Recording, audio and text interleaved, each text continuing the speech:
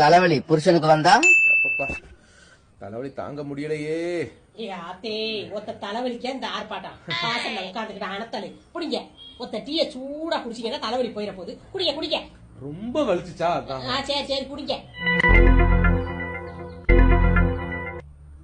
குறைஞ்சிச்சுல?